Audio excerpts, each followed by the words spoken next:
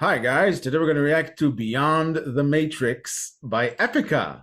First time reaction. This is a BuyMeACoffee request from Hogs. Thank you, Hogs, for this request and for your support. Much appreciated. Thank you, Hogs, for this, I guess, our first Epica episode. Thank you so much for all your support. Asaf and I are both familiar with the band. Asaf is more familiar with the band than I am. I am pretty sure I've heard them before, but I don't really know any of their songs, but I know of them. I used to have their music on loop back in '05, 20 years ago. Admittedly, I haven't listened to them for quite a few years, but I used to listen to them a lot in the past. Let's party. De dak moet eraf. The roof has to go off. Dutch style.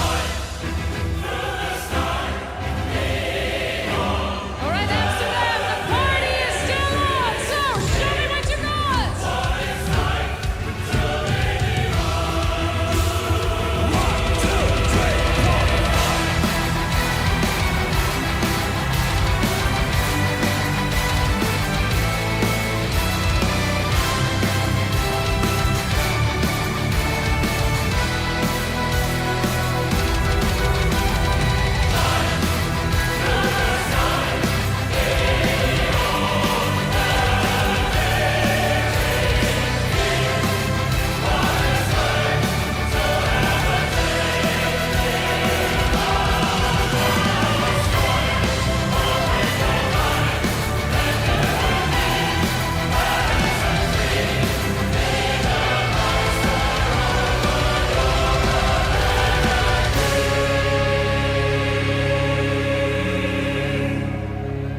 It's been long enough for me to forget that as their name, Epica, they do everything epic. This is live at the Symphonic Synergy. They have a choir there, they have an orchestra there, and it's very anthemic. I'm remembering now how I enjoyed listening to them in the past. That's what they do. That's the energy that they bring. It's exactly like Simone said, the roof needs to go off. I love it so far. Really, really cool. Yeah, symphonic metal, reminiscent of bands like Nightwish. The sound is very, very clear within that genre. It's really amazing to see with the symphony orchestra and the choir. It sounds fantastic, and yeah, looking forward to more.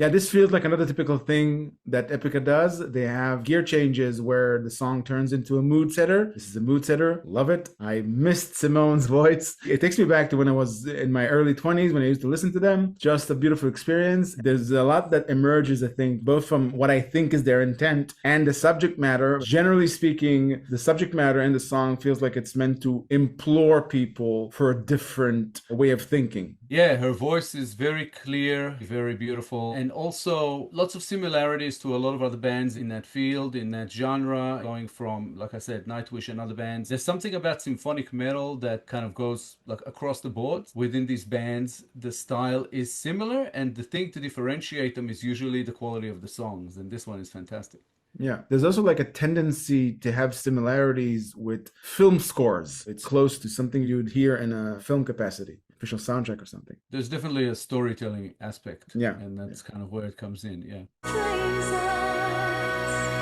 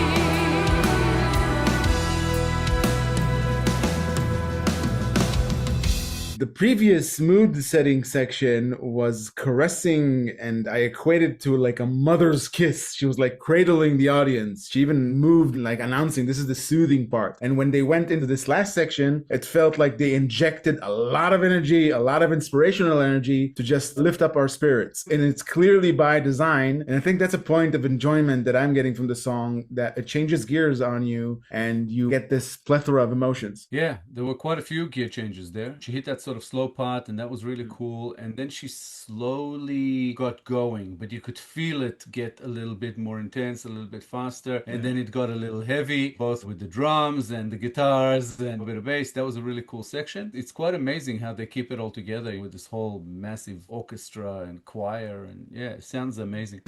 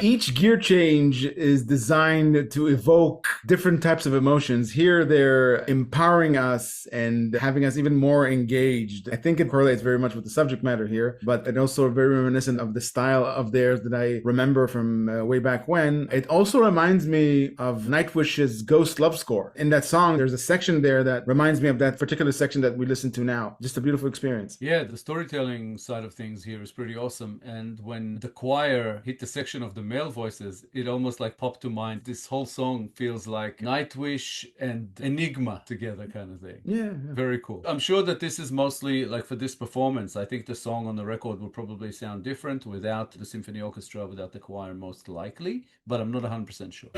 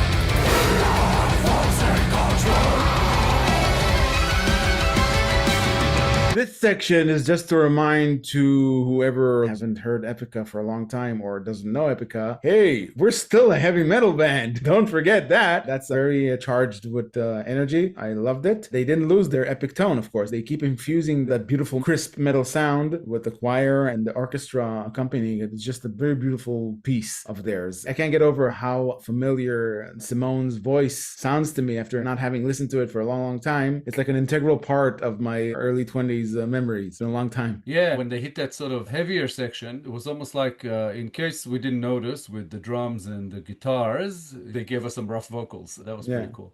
Really enjoyed that.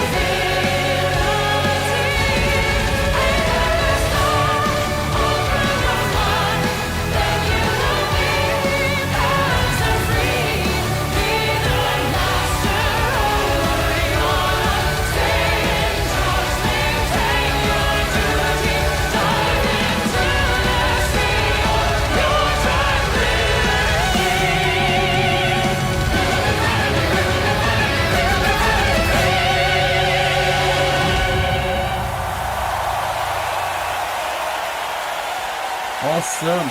Bravo. Thank you, Amsterdam!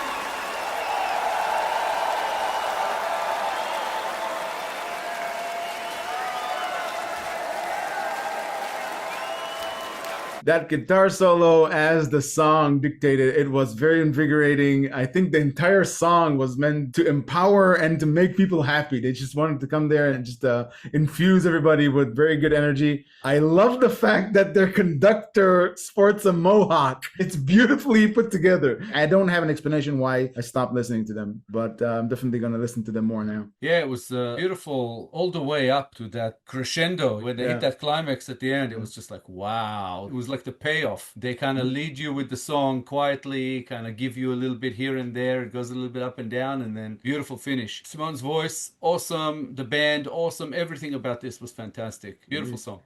Regarding the subject matter, the song, generally speaking, I think it implores people to firstly realize how much control they have over their choices. It's evident in the lines. Basically, the message is you have complete control over how you react to whatever life throws at you. That's the control you have, your response. The song acknowledges that life's tough. It's not going to be easy to go through and fulfill your dreams or do whatever. But beyond the matrix means, to me at least, break free of your programming. You control your own destiny. I think that's where the empowerment element comes, imploring people to realize that they're in control, that they don't have to follow any predetermined rule and they can make up their own destiny. I think that's the message in essence of the song. Yeah, I think you are the master of your own destiny is the message. I think that the song and the story that it tells refers to the actual sort of the matrix, saying that what we see is not the reality that is here. And if we become more aware of it, or if we let ourselves see it, and if we, as you said, kind of make the right decisions and use everything that is within our power, we will see it. And then we will be able to control the matrix rather than the matrix controlling us. There was a fantastic line there that said, recreate your hologram. That was really cool. I like that. And then there was one of the sections that had the rough vocals there. I think that was Mark Jansen singing that. And he says, responding with anger, responding with peace, the choice is all mine. So it's a small life for a man, but a giant blow for mankind. I like that. Just everything about it. Really cool. It's got some killer lines. And the message is very much that we have the power and that we should exercise it rather than just let things be. Yeah, it's loaded with hope and faith. It's like taking the weight off one's shoulders, saying it's going to be okay. You need to just wake up from the slumber you're in, from your programming, and realize that you're in control. There's something very positive about it.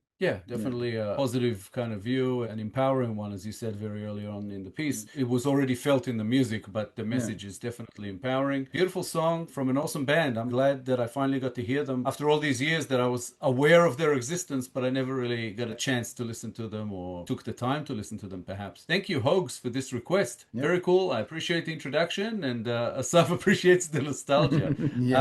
Very cool band, and thank you so much for all the support you're throwing our way. We appreciate you. Thanks, Hogs. We appreciate your support very much. More like this will be much appreciated. Thank you. If you enjoyed this episode, guys, please be sure to like, subscribe, comment, and click the little bell icon so you'll get notified on all our future videos. If you have a song in mind you'd like us to react to, please make your request through BuyMeACoffee. The link is at the top of the description below. Thank you all for sticking with us. Thank you all for your time. As always, if you enjoy what we do and you want to help us to keep making more of these episodes, please support us through BuyMeACoffee. We would appreciate it so much. We will include the link to our Nightwish playlist so you can check them out and see what all the references were about in case you're unaware. Another awesome band within this style. Fantastic stuff. Thanks guys for all the support you're showing us. We appreciate you all so much. We'll be back in a couple of days with a new episode and we hope to see you all then. Thanks guys. Bye for now. Bye guys.